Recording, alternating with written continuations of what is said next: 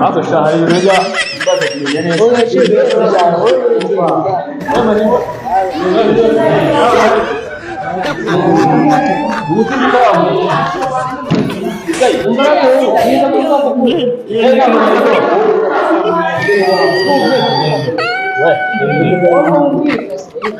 Ouais, si t'as vu aha,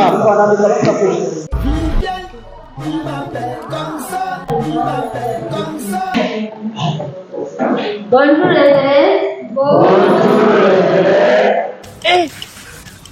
Quand j'entre en classe, vous vous levez, vous me saluez et vous dites bonjour madame la maîtresse. Quand j'entre en classe, vous vous levez, vous me saluez et vous me dites bonjour madame la maîtresse.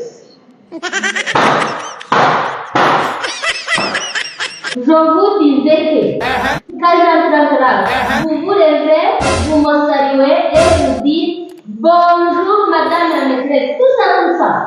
Quand j'entre en classe, vous vous levez, vous me saluez et vous dites bonjour madame la maîtresse. Tout ça.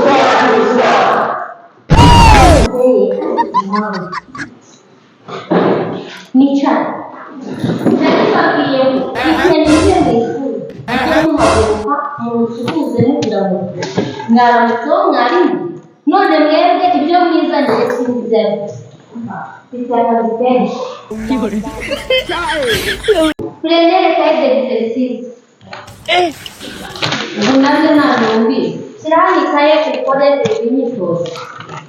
Écrivez dans votre cahier d'exercice les 5 foyers. Les 5 foyers.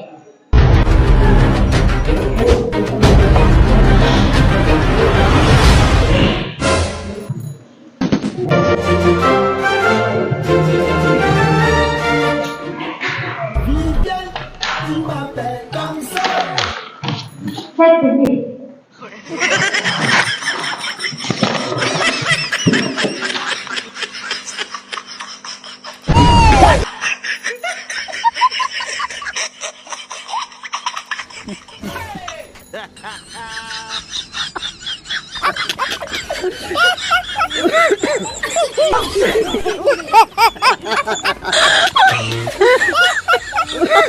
Oh my God.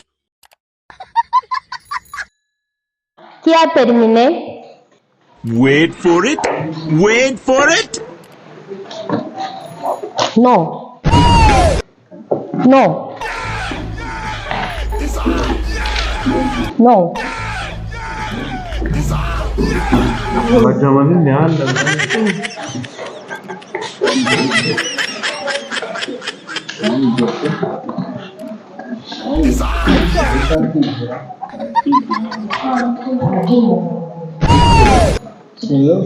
Très bien. Chef. Les autres, à genoux. Igihe muhereye ndigisha izi nyajwi ntabwo nta kuntu mushobora kubona zese hasi mwese.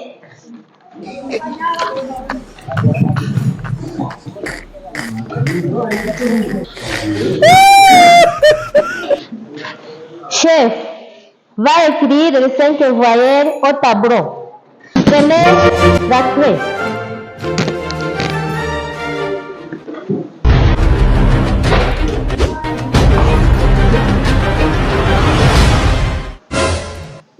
Wait for it. Wait for it.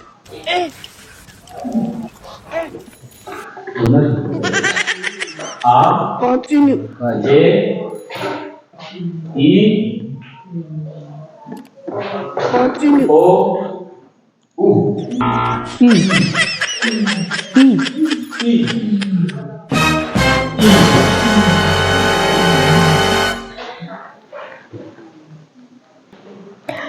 Très bien.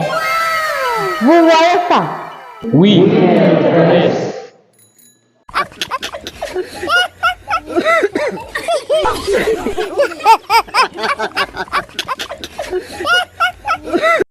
Wait for it. Wait for it.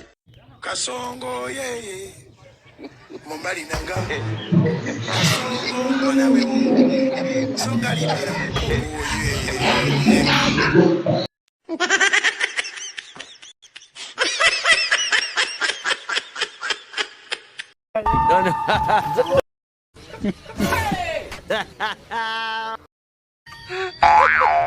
What the beat is? Vive voye Iko I. Vive voye Iko I. Vive voye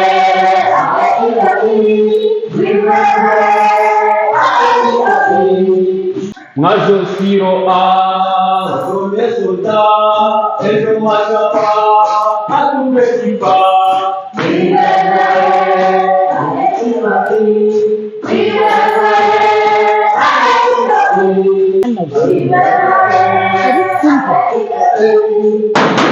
ariko mana yanjye iri shuri rigiye kunsaza neza ubu neza mu by'ukuri ko nsize mupfukamye uru rusaku rwose ruvuye kuki shefu nasoni shefu bigenze bite Vive voye Iko I. Vive voye Iko I. Vive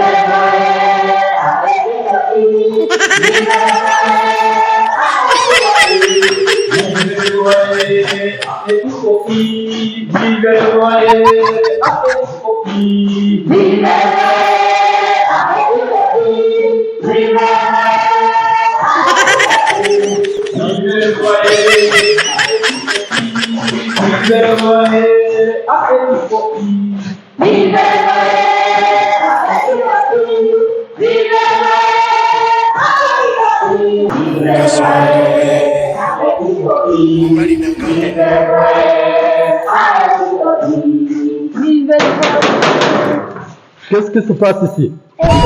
abo bana barananiye abasigaye n'ahawe Maîtresse, ahawe bimeze bite koko? Uru rusaku ni bwoko ki rwatuma abandi bana biga koko? abanyeshuri barananiye nk'uko babonye. La classe, comment ça va? Bimeze bite? Aha, chef, ibi ni ibiki? Vive voye Iko I. Vive voye Iko I. Vive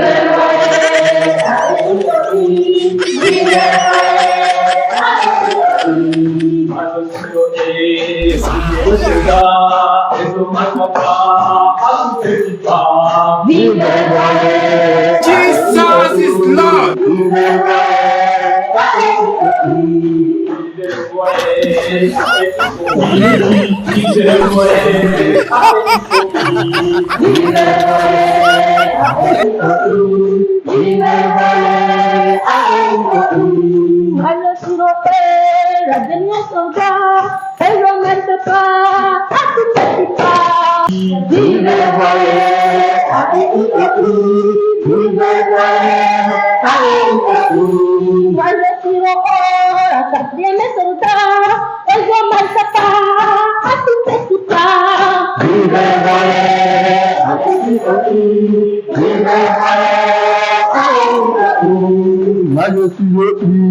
Le dernier soldat, et je marche à pas, à tout petit pas.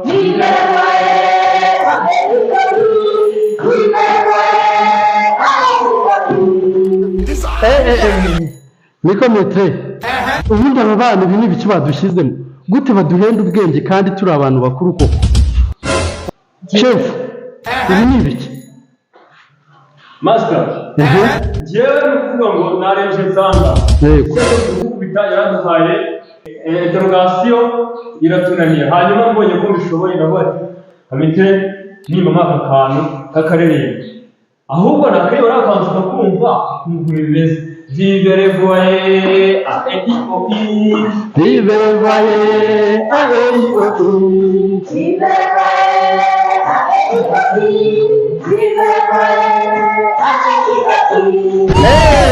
Memuretse none aka karirimbo kagamije iki ubundi ko mbona mwatugize imbata n'inkuba? Diregiti twari kugira ngo abanyeshuri bose uri kubona ahantu byananiye babashe kubyumva. Voilà. Urabona jewe nijemo hano mbigisha les 5 voyelles. Les 5 voyelles. Mbahayeho umwitozo shefu niwe wenyine wabikozemo. Ubwo rero ngiye kuzana igiti cyo kuba akanyako ko bacishaho nsanga bari kuririmba les 5 voyelles. Les 5 voyelles. Kugira ngo abana babifate neza. Voilà, buri gitendo cyose ni isomo koko. Okay. Mujye kwicara.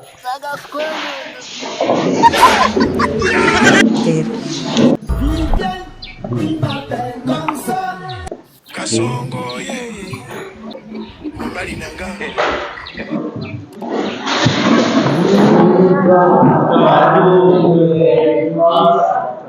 No, I have told you that when I'm getting in the classroom, in the time of teaching, I'm a teacher. Can you greet me as a teacher? Can you greet me as a teacher? No. Greet me as a teacher. Can you greet me as a teacher? Sit down, please.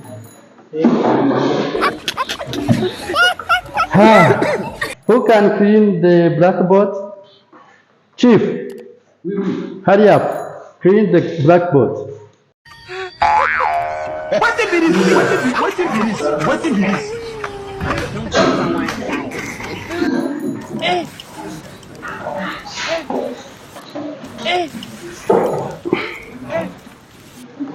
And you can remind us what you have seen yesterday?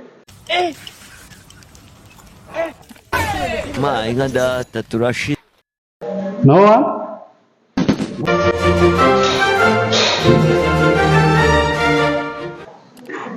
Okay. Yesterday you have seen alphabetic letters and how to read them by using some objects that are matching with them. Do you remember? Yes. For example,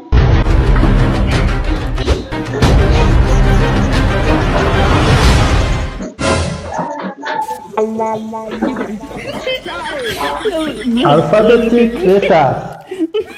For example, A for apple.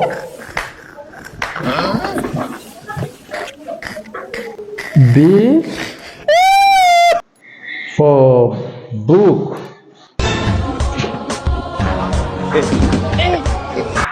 Okay. Who can give us an example of an object that is matching with a letter C? Me. Chief. Let us see for a chalk. C for chalk.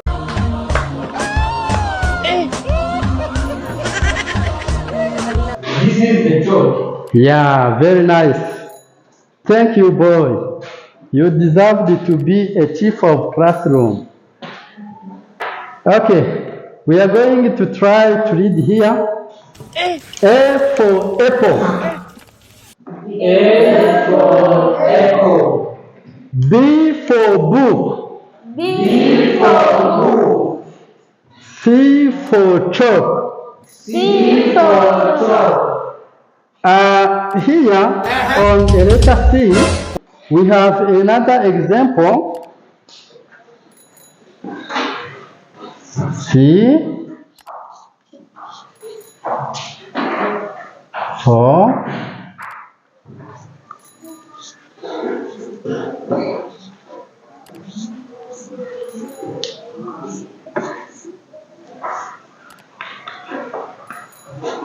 who can come here to read this word?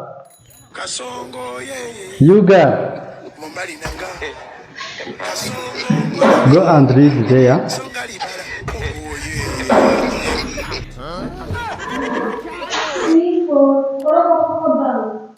C for crocodile. No be juju be that. C for crocodile. C for crocodile. No. C for crocodile. C for crocodile. Ah.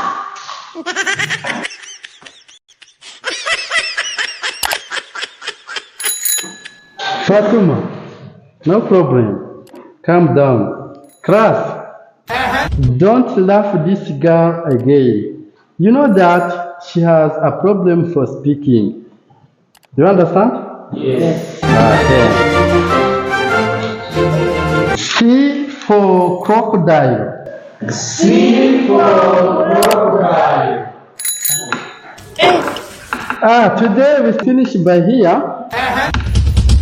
I think we will meet another day. Thank you, class. Please, teacher. Yes. I need your help. Which is it, baby girl? Continue. Because I am not.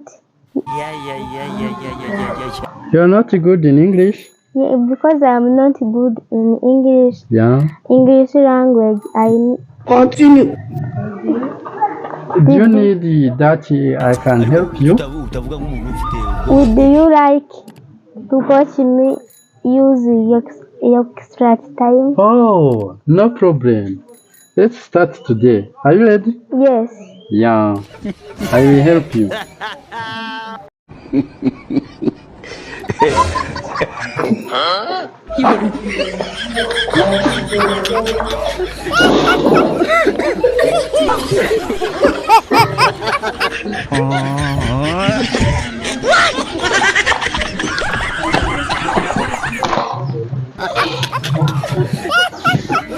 Hey, time is up. Time is up. Ariko mureke mabwire ikintu mutari muzi. We gerageza kwisubiraho, si byose rukora ntabwo umeze neza. Ubutaha uzaza wamenye n'ishuri, si byose? Kandi nako bifunga n'umutwe. Aha, katugere usanye uzaza usubiyeho. Zapo.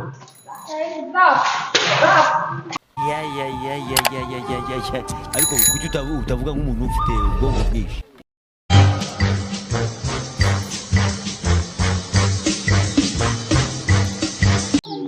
You flower. Come and show you the good place for coaching you. Are you ready? Okay, let's go.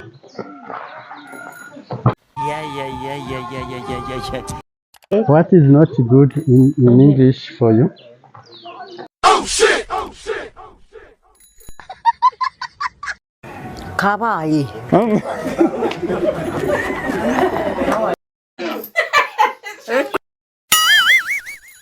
Kasongo ye. Mumbali nanga. Kasongo mwana we. Flower, I think that this is a good place for learning. Are you ready? Yes. Hug me fast. Hug me. Hug me. Agasquera. Thank you. Thank you. Flower, Yes. when you need to learn alphabetic letters, you have to say one letter and match it with an object. Do you understand? Yes. Example, A for apple, A for apple. B for book. B for book. Why are you here? And why are you here? We are here for teaching. You know, this is my learner and I'm teaching her. Why are you here? I ask you, why are you here? For example, we are here for teaching. Is it a classroom, master? Mind your business. Mind your business. Me, I'm teacher. And the same time, I'm a master of school. A teacher in this place. This baby told me that she is not good in English. She asked me to help her, and I'm here for teaching her.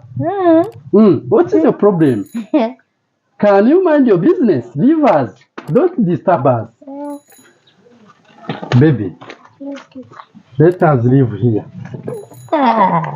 Master, you told me that she is your runner. Yes, she is. Now you start to call her baby. Yes. How are you, mister?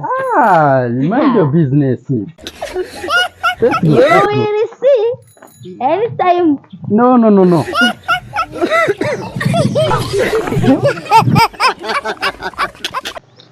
Ladies and gentlemen, thank you for watching this video. You are our friends and we love you. Hasta la vista. See you. See you.